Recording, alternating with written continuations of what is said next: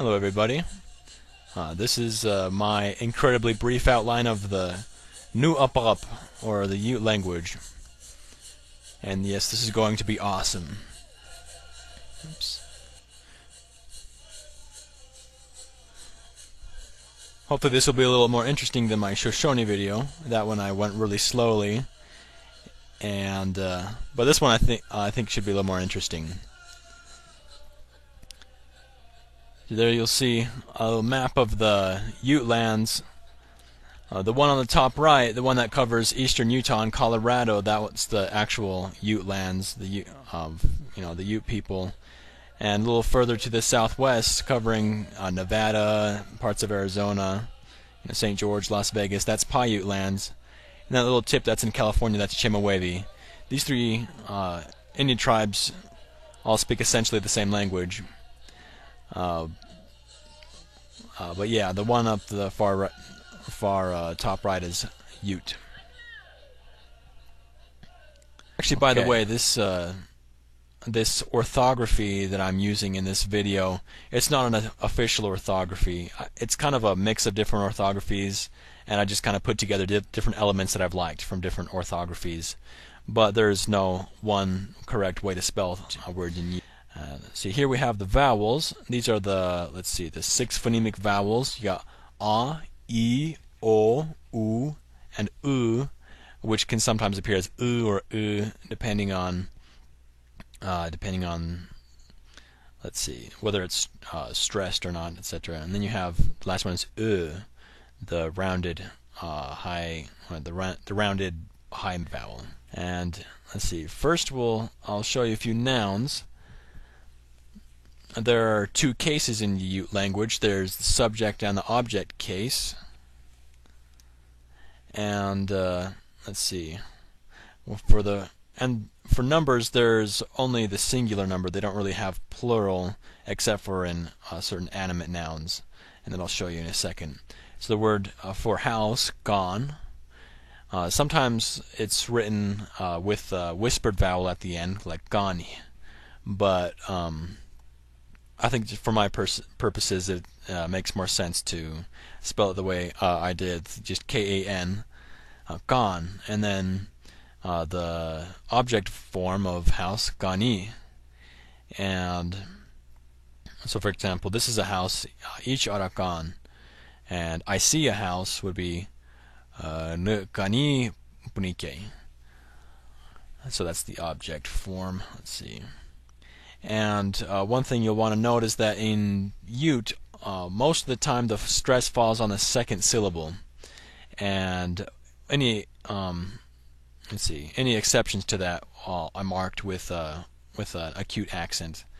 And also another exception is when the first vowel is a long vowel, because vowels can be long. I'll write that as a double vowel, such as here the word for boy, apach.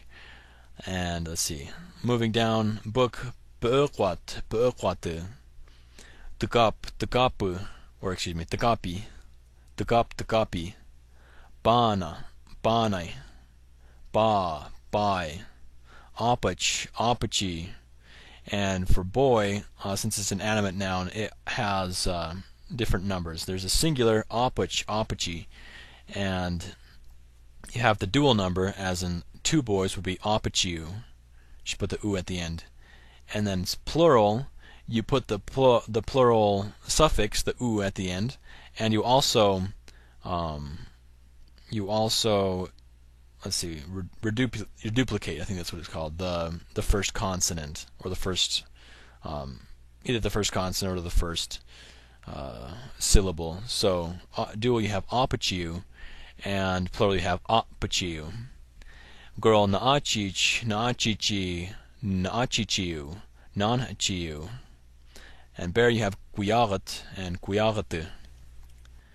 Verbs, some basic verbs are, to write, pe'e. These are all the roots of the verbs. They're not really infinitives, but they are pe'e, tuka, for to eat, to go, gua. This verb doesn't normally stand by its own, I don't think, but it can sometimes be a suffix. And then to walk, bara, Bunikya, Ga, Abaga, Ibi. And the first tense that I'll show you is the present immediate tense, and generally that is formed by just adding a y to the e sound to the end of the verb stem. And basically for any verb, whenever you conjugate it, you don't conjugate it by person, but you do conjugate it by number. And so the singular root for to eat would be tka. The plural root would be tkaka.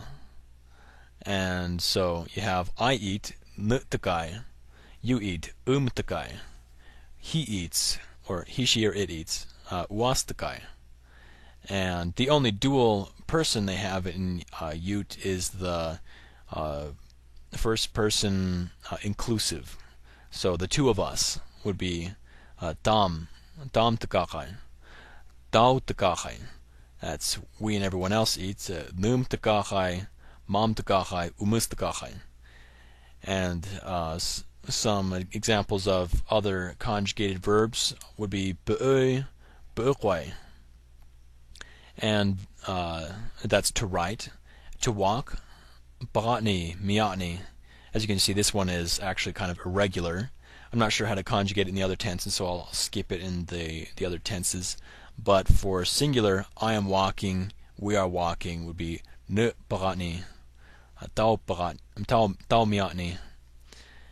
And you have to see bunike, bunikyachai, and is singing, gai, gakai, and is talking or is speaking, abaga, abagakai. The next tense is the present habitual tense. This is the tense that's saying, instead of saying I am doing, just saying I do in general. And I eat. See, I am eating would be nutakai. I eat would be nutakami. And so this is how you'd conjugate it.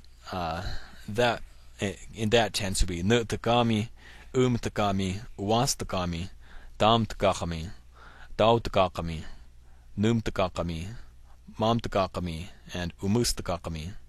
And examples of the other verbs conjugated in the present habitual tense: be'umi, be'uqami, ba'miatni. I'm not really sure exactly how that one would be.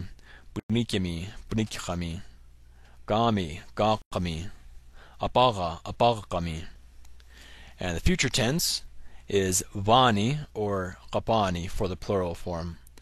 And I will eat, you will eat, he will eat, etc. would be nuttakavani, takavani, takavani, dam takakapani, dau takakapani, num takakapani, mam takakapani, umus takakapani. I will will write, be'wani, we will write, dam be'kwapani. I will see, punikyavani.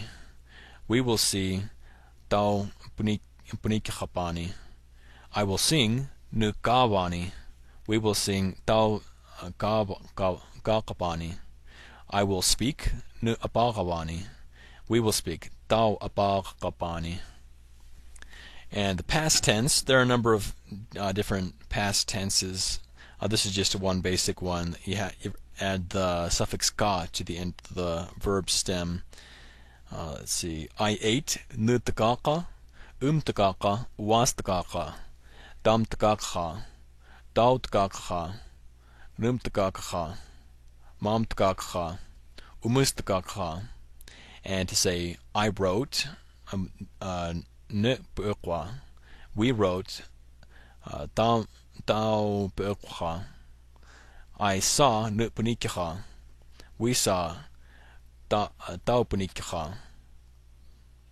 Dau punikha. There we go.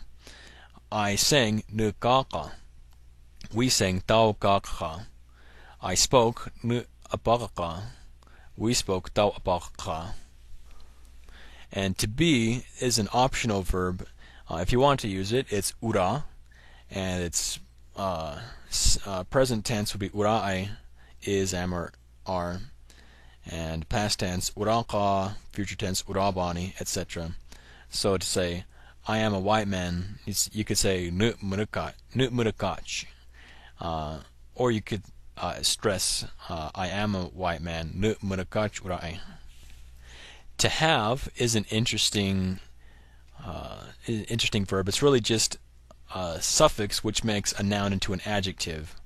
And you could think of it this way. You take a noun, you take off its nominal suffix if it has one, you add ra, and now it's a verb.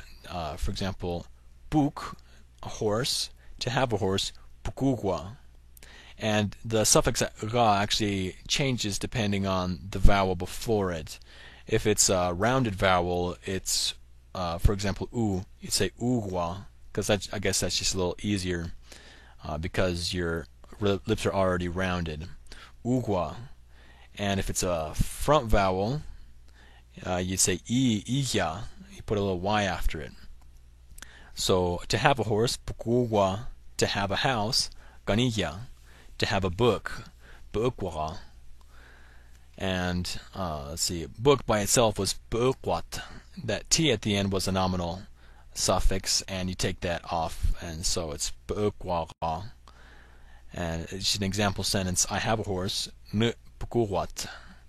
And so you put a t at the end. You say I have a house, nu ganiyat. I have a horse, nu bukuwat. I have a book, nu buukwagat.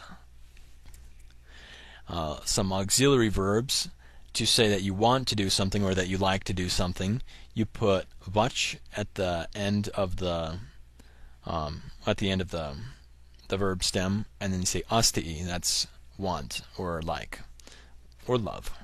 And to say must, you say van, and you put a little suffix at the end of vana to signify person. I'm not really going to get into that in this presentation, but because I'm not really sure exactly how it works. I know to say I, you put the n at the end. So, for example, I must go nu bravanen. And say the children want to eat. I actually wrote, let's see, it would be bisju tga gavach astikay.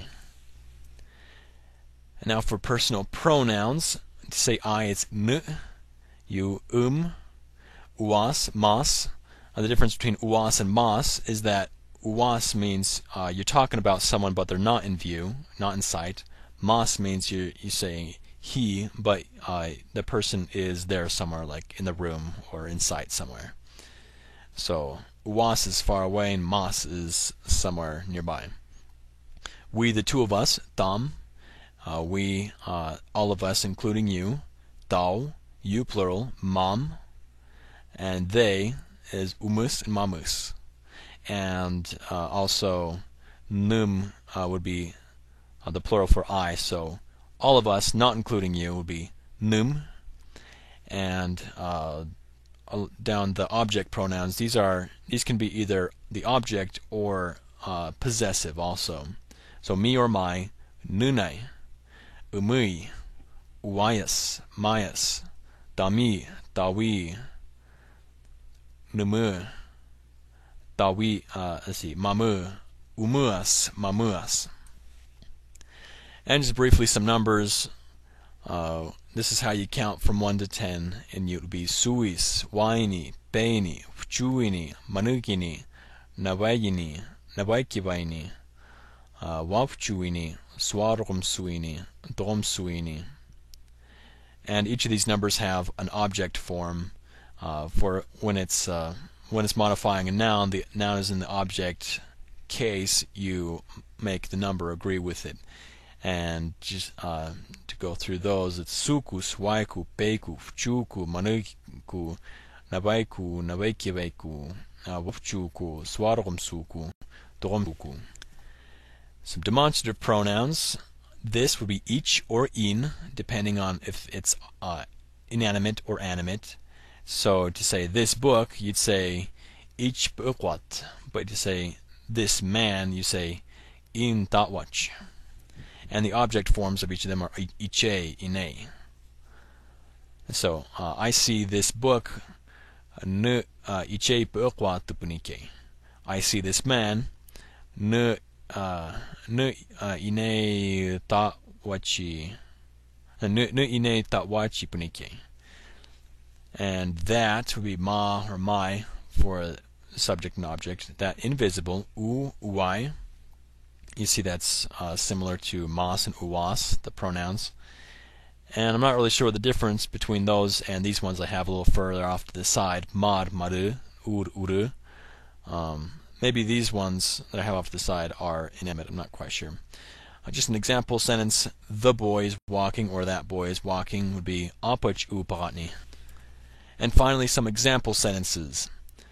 Mike, hello. Nunai nia, that's my name is, and how are you? Ara aram, I am well. Tu ain, thank you. Droyach, tomorrow I will go to school. Wichkis ne buugani watu kovani. When I translated the sentence, I realized that that to go to school or will go to school would all be one word. Buugani watu kovani. You are my friend. Nunai drup. And there's a number of ways of saying this. There's different ways to say my. You could put it as a suffix and say ara druwin. I have a knife. Wiyat. The word for knife normally is weech, but that ch at the end is a nominal suffix, and so you take that off when you put on the to have suffix. Wiyat has a knife. Wiyat. I have a language book in my house. Nunai kaniwat nu aparapu bukwat. I love you. I'm not sure that this is how you'd say it, but I would guess it would be something like this. Nu umui asti. I like to speak you. Nu aparabich asti. Yes. No. Gotch. I don't know. Nu kap chuchuwawa. I didn't really go over negatives very much in this presentation, but there's a slightly different way to make the negatives in each tense. But normally it's you add the negative prefix ka and suffix such as wa for the present tense. Nukup chuchuwawa. I don't know. Do you want to drink water? Uma bai ibibach asti. I know white man language, or I know English. Are you Ute? Umanuch? I'm not Ute, I'm a white man. Kachinuch nu ara murkach. Today is a good day. Arabai tu at tabai.